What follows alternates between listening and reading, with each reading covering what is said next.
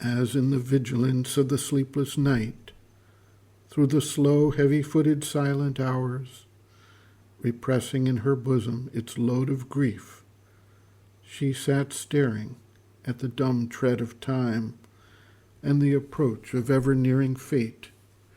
A summons from her being's summit came, a sound, a call that broke the seals of night.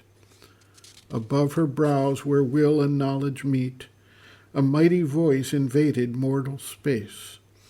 It seemed to come from inaccessible heights, and yet was intimate with all the world, and knew the meaning of the steps of time, and saw eternal destiny's changeless scene, filling the far prospect of the cosmic gaze. As the voice touched, her body became a stark and rigid golden statue of motionless trance, a stone of God lit by an amethyst soul. Around her body's stillness all grew still. Her heart listened to its slow measured beats. Her mind renouncing thought heard and was mute. Why camest thou to this dumb death-bound earth, this ignorant life beneath indifferent skies, tied like a sacrifice on the altar of time, O spirit, O immortal energy, if 'twas to nurse grief in a helpless heart, or with hard, tearless eyes await thy doom, arise, O soul, and vanquish time and death. But Savitri's heart replied in the dim night, my strength is taken from me and given to death. Why should I lift my hands to the shut heavens, or struggle with mute, inevitable fate, or hope in vain to uplift an ignorant race who hug their lot and mock the Savior light, and see in mind wisdom's sole tabernacle, in its harsh peak and its inconscient base, a rock of safety and an anchor of sleep. Is there a God whom any cry can move? He sits in peace and leaves the mortal strength impotent against his calm, omnipotent law, and in conscience and the almighty hands of death.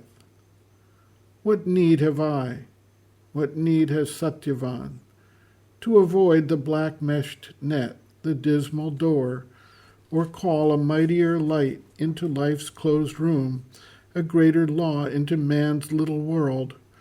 Why should I strive with earth's unyielding laws, or stave off death's inevitable hour?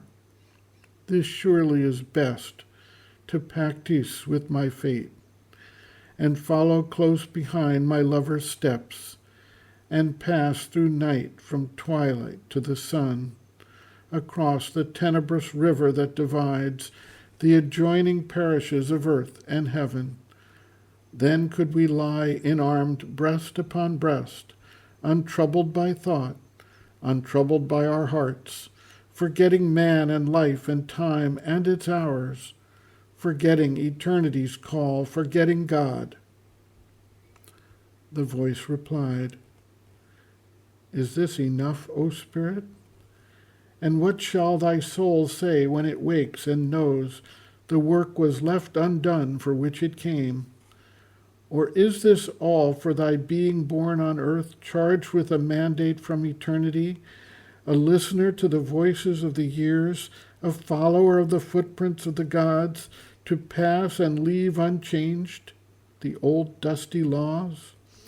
Shall there be no new tables, no new word, no greater light come down upon the earth, delivering her from her unconsciousness, man's spirit from unalterable fate? Camest thou not down to open the doors of fate, the iron doors that seemed forever closed, and lead man to truth's wide and golden road that runs through finite things to eternity? Is this then the report that I must make, my head bowed with shame before the eternal seat?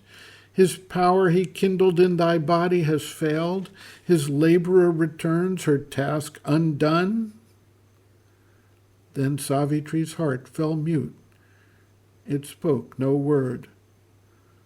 but holding back her troubled rebel heart, abrupt, erect and strong, calm like a hill, surmounting the seas of mortal ignorance, its peak immutable above mind's air, a power within her answered the still voice.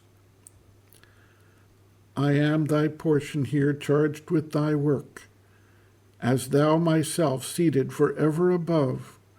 Speak to my depths, O great and deathless voice, command, for I am here to do thy will. The voice replied, remember why thou camest. Find out thy soul, recover thy hid self. In silence, seek God's meaning in thy depths. Then mortal nature change to the divine. Open God's door, enter into his trance. Cast thought from thee, that nimble ape of light. In his tremendous hush, stilling thy brain, his vast truth wake within, and know and see. Cast from thee sense that veils thy spirit's sight. In the enormous emptiness of thy mind, thou shalt see the Eternal's body in the world, know him in every voice heard by thy soul, in the world's contacts meet his single touch. All things shall fold thee into his embrace. Conquer thy heart's throbs, let thy heart beat in God. Thy nature shall be the engine of his works. Thy voice shall house the mightiness of his word. Then shalt thou harbor my force and conquer death.